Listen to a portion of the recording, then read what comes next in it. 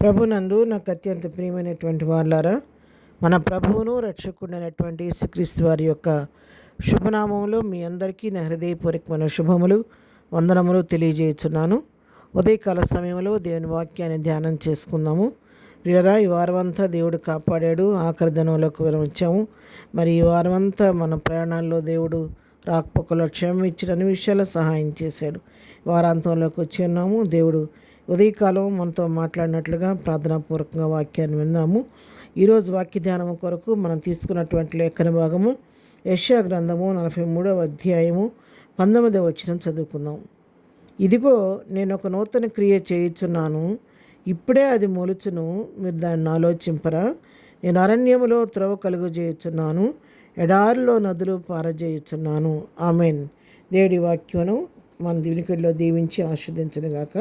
ఇక్కడ ఈ వాక్య భాగాన్ని మనం గమనించినట్లయితే, నేను ఇప్పుడే ఆలస్యం లేకుండా అతి త్వరలో ఈ క్షణంలోని నేను ఒక నూతనమైన క్రియ చేయుచున్నాను, అది ఇప్పుడే మొలుచును.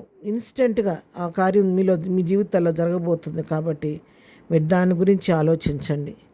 ఏం చేయబోతున్నాను? నేను అరణ్యంలో త్రోవ కలుగజేయుచున్నాను, ఎడారిలో నదులు పారజేయుచున్నాను. చూసారండి, రెండు అసాధ్యమైనటువంటి కార్యాలు. అరణ్యంలో త్రోవ వేయటం, రోడ్స్ వేయటం అనేది ఎంత కష్టమో మనకు తెలిసిందే. ఎడారిలో నదులు పారటం అనేది కూడా ఎంత ప్రకృతి విరుద్ధమైందో కూడా మనకు తెలుసు. కానీ ఇక్కడ దేవుని వాక్యం సెలవిస్తుంది ఏమనంటే, నేను అరణ్యంలో త్రోవ కలుగజేయుచున్నాను, ఎడారిలో నదులు పారజేయుచున్నానని చెప్పి దేవుని వాక్యం మనతో మాట్లాడుతుంది. అంటే మనకు అసాధ్యమైన దాన్ని ఆయన చేసి చూపించే దేవుడు. ఆయన దేవుడు కాబట్టి ఆయనకు సమస్తమును సాధ్యమే. ఆయన చేయాలనుకుంటే అరణ్యంలో కూడా మార్గాన్ని సిద్ధపరచగలిగిన దేవుడు, ఎడారిలో కూడా నదులు ప్రవహింపచేసే దేవుడు. కనాను యాత్రలో తన ప్రజలు దాహంగా ఉన్నప్పుడు ఆయన బండ నుండి నీటిని రప్పించి వారి దాహాన్ని తీర్చిన దేవుడు. మరుగైన మన్నాతో తన ప్రజలను తృప్తిపరిచిన దేవుడు. ఎర్ర సముద్రాన్ని పాయలుగా చేసి ఆరిన నేలలో వారు నడిపించిన దేవుడు. ఆయనకు అసాధ్యమైందంటూ ఏమీ లేదు. అవును ప్రియరా, ఆ దినాల్లో వారి పట్ల చేయటమే కాదు, ఇప్పుడు ఈ కాలంలో కూడా నువ్వు నమ్మిన దేవుని మహిమను చూచేది అనే వాక్యం సెలవిచ్చినట్లుగా మన పూర్ణ హృదయంతో నమ్మగలిగితే, విశ్వసిస్తే, ఆయనపైన ఆధారపడితే మనకు అసాధ్యమైన వాటిని ఆయన సాధ్యం చేసే దేవుడు. మన జీవితాల్లో అద్భుతాలు చేసి, నూతన క్రియను చేసి మన పట్ల కార్యాలు చేసే దేవుడు. అందుకే పైన చెప్తున్నాడు 18వ వచనం, మునుపటి వాటిని జ్ఞాపకము చేసుకొనకుడి, పూర్వకాలపు సంగతులను తలంచుకొనకుడి. మీ జీవితాల్లో మునుపు ఏం జరిగిందో దాని గురించి జ్ఞాపకం చేసుకోవద్దు. గతాన్ని మర్చిపోండి. గతంలో జరిగిన పరిస్థితులను మాటి మాటికి తలపోసుకొని మీరు పూర్వకాలపు సంగతులను తలంచుకొనవద్దు. వాటిని తలంచుకొని మునుపు జరిగిపోయిన వాటిని జ్ఞాపకం చేసుకొని మరి వాటిని పదే పదే వాటి గురించి ఆలోచిస్తూ మీరు బాధపడవద్దు.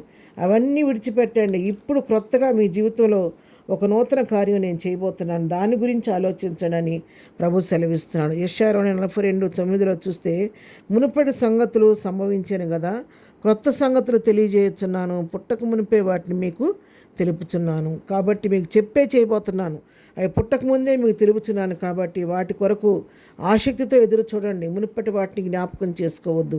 జరగబోయే వాటి మీ జీవితాలు నూతనంగా జరగబోయే నూతన కార్యాల గురించి మీరు ఆలోచించండి, వాటి గురించి కనిపెట్టండి అని చెప్పి ఇక్కడ వాక్యం సెలవిస్తూ ఉందన్నమాట.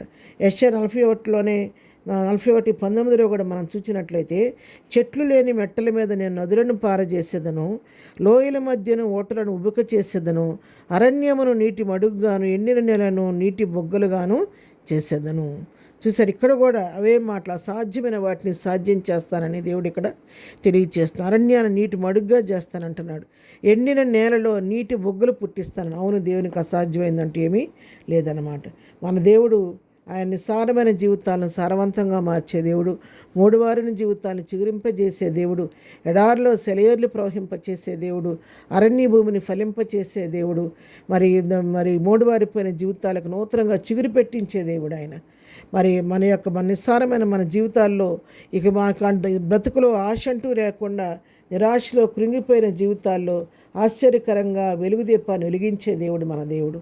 కాబట్టి మనుషుల వైపు, లోకం వైపు, పరిస్థితుల వైపు చూస్తే మనం ఒక్కడుగు కూడా ముందుకు వేయలేం. కానీ సమస్తం చేయటం శక్తి కలిగిన దేవుని వైపు చూసి ఆయన చేయబోయే నూతన కార్యాల పట్ల మనసు పెట్టి వాటిని గురించి ఆలోచిస్తూ విశ్వాసంతో ముందుకు సాగిపోదాం. ప్రార్థన. ప్రేమ కలిగిన తండ్రి, కొందనాలు నాయన, ఉదయకాలం మాకు ఇచ్చినటువంటి శ్రేష్టమైన వాగ్దానం బట్టి నీకు కొందనాలు. మా జీవితంలో మీరు చేయబోతున్న నూతన కార్యాలను బట్టి, నూతన క్రియలు బట్టి నీకు కొందనాలు.